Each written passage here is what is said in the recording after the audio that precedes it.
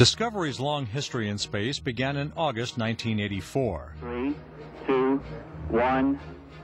We have SRB ignition and we have liftoff. Liftoff of mission 41D, the first flight of the orbiter Discovery, and the shuttle has cleared the tower. When it launched from the Kennedy Space Center on STS-41D, Discovery held more than 41,000 pounds of cargo in its payload bay, a shuttle record at the time. The primary cargo consisted of 3 communications satellites. Among them was LESAT, the first large communications satellite specifically designed to be deployed by a space shuttle. The 6-person crew deployed all 3 satellites and tested an experimental solar array wing to prove technology for possible use on future space stations. On its second mission, STS-51A, in November 1984, Discovery headed to orbit to deploy 2 more satellites and retrieve 2 others. The spectacular retrievals would be accomplished by astronauts using jetpacks called the Manned Maneuvering Units, or MMUs. The retrieval of the first satellite, Palapa B2, took some improvisation. Spacewalker Joe Allen first captured the satellite with a device called a Stinger and guided it to Discovery's payload bay. After experiencing initial problems, the crew teamed up to manually berth it in the payload bay itself. All right, we got her. Now, do you want me to move across? Did you get yours too, Joe? Big latch yours? Mine's latch. The mission marked the final time the MMUs were used. In 1985, Discovery became the only shuttle to fly 4 missions in the same year. One of those, STS-51D, included 2 more satellite deploys. Utah Senator Jake Garn was a mission specialist on the crew, becoming the first sitting member of Congress to fly in space. During landing, Discovery suffered a blown front tire and brake damage. The incident prompted NASA to move future shuttle landings to Edwards Air Force Base in California until nose-wheel steering and brake improvements were implemented some 5 years later.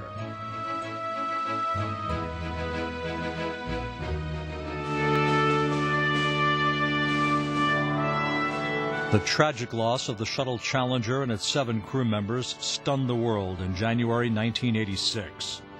In its aftermath, NASA turned to Discovery to return Americans to space with a myriad of safety improvements. With the world watching, Discovery launched on September 29, 1988. And liftoff! Liftoff. Americans return to space as Discovery clears the tower. Roger, roll, Discovery. During the 4-day STS-26 return-to-flight mission, Discovery's crew deployed a NASA tracking and data relay satellite, identical to the one lost aboard Challenger. A host of experiments were performed before Discovery made a triumphant return to Earth. Reindeer touchdown. Discovery, welcome back. A great ending to the new beginning. In 1990, Discovery flew a pair of missions to extend humankind's vision into the cosmos.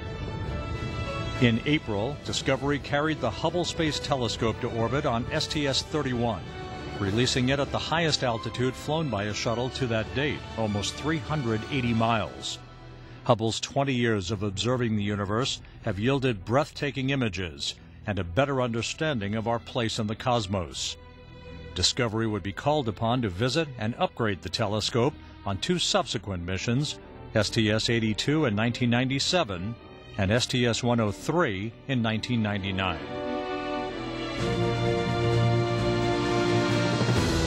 In October 1990, Discovery launched the European Space Agency-built Ulysses spacecraft. The robotic probe would make unprecedented observations of the Sun's polar regions for the next 18 years. When Discovery was built in the early 1980s, few would have envisioned its crews or destinations, including a program that began on its 18th flight, STS-60, in February 1994. The mission was the first cooperative human spaceflight between NASA and the Russian Federal Space Agency of the Shuttle Mir program. Discovery's crew included Russian cosmonaut Sergei Krikalev, and the commander of the historic mission would go on to become NASA administrator, Charlie Bolden. Almost a year to the day after Krikalev flight, Discovery would make history again as the international partnership progressed. On mission STS-63, Discovery's 6-person crew included cosmonaut Vladimir Titov, mission commander Jim Weatherby, and first-ever female shuttle pilot Eileen Collins guided Discovery to within 40 feet of the Russian Mir space station to certify procedures that would be used later for the first docking of the shuttle to a space station. We are bringing our nations closer together. The next time we approach, we will shake your hand, and together we will lead our world into the next millennium. It was the first rendezvous of a space shuttle with Mir.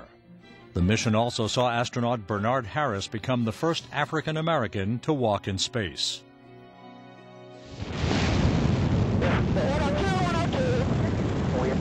Going uphill, all looks good for an auto. There's a roll. Units to Discovery, roll program. Roger, roll, Discovery. Discovery would not visit Mir again until June 1998 on mission STS-91. On that flight, more than 3 years after its initial rendezvous, Discovery would make its first docking to the complex, but would be the last shuttle to visit Mir. Congratulations on an outstanding rendezvous and historical 9th docking with Mir. It was beautiful to watch from down here. You have a very light touch. We really enjoyed the whole thing. Congratulations. As Discovery undocked, the Shuttle Mir program, which had seen 9 shuttle missions docked to the complex, ended, setting the stage for the start of the assembly of the International Space Station. And liftoff of Discovery with a crew of 6 astronaut heroes and 1 American legend. The October 1998 flight of Discovery on STS-95 was primarily a mission to conduct life science experiments. But all eyes were on 77-year-old astronaut and U.S. Senator John Glenn, who in 1962 became the first American to orbit the Earth. Glenn was a member of the crew and a test subject for a host of experiments that studied aging. Glenn's spaceflight on STS-95 made him the oldest person to fly in space. Hello, Houston. This is PS2, and they let me get sprung out of the middeck for a little while. We're just going by Hawaii, and that is absolutely gorgeous. The best part is do a trite old statement, 0G, and I feel fine. 2 years later, on October 11, 2000, a magnificent night launch by Discovery, accented by a full moon, marked the historic 100th flight of the Space Shuttle program. STS-92 was a 12-day mission to the fledgling International Space Station. Discovery's crew completed 4 spacewalks to install the Z-1 truss and the Pressurized Mating Adapter 3, or PMA-3. Z-1 was eventually used as a temporary location for the station's first set of solar arrays. PMA-3 also would provide an available port for future dockings.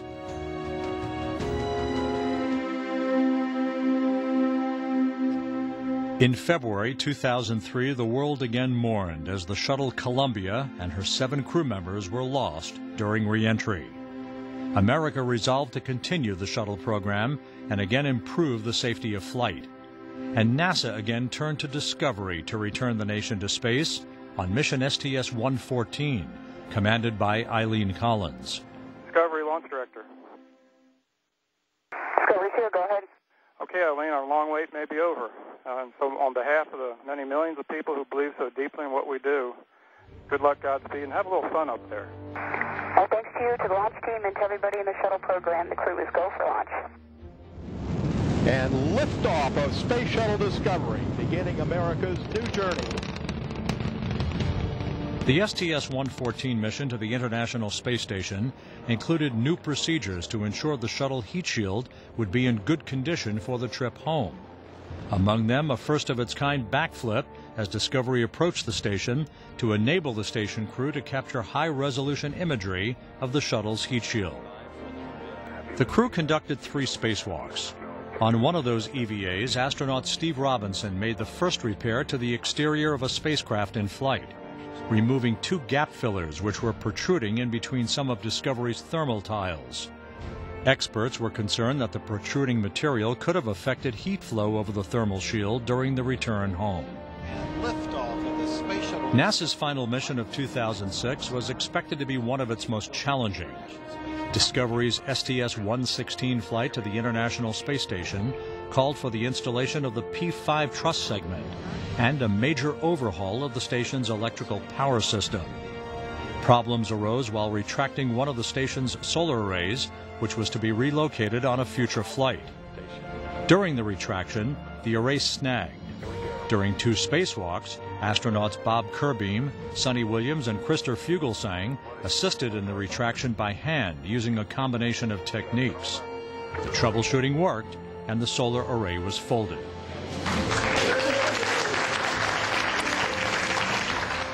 During the work, Kerbeam became the first person to complete 4 spacewalks during a single mission. In October 2007, Discovery headed back to the space station. STS-120 marked the first time that 2 female commanders were in space together, Discovery Commander Pam Melroy and Station Commander Peggy Whitson, the first woman to command the space station. The mission included installation of the Harmony module on the station and relocation of the truss and solar array that had been folded on STS-116. The 105-foot-long solar array tore while unfurling. After studying the situation, Mission Control devised a solution which called for the crew to make cufflink-type devices out of wire straps to mend and stabilize the array. Scott Parazinski and Doug Wheelock installed the devices, and the array was deployed. We've got deployed discretes, 2 deployed discretes. Yay! All right. Beautiful. Great news. Beautiful. What an accomplishment. Nice teamwork. The 15-day mission was Discovery's longest.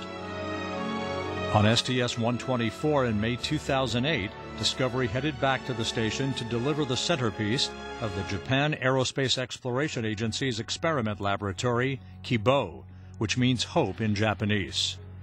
STS-124 was the second of 3 shuttle flights to deliver elements of Kibo, the station's largest laboratory.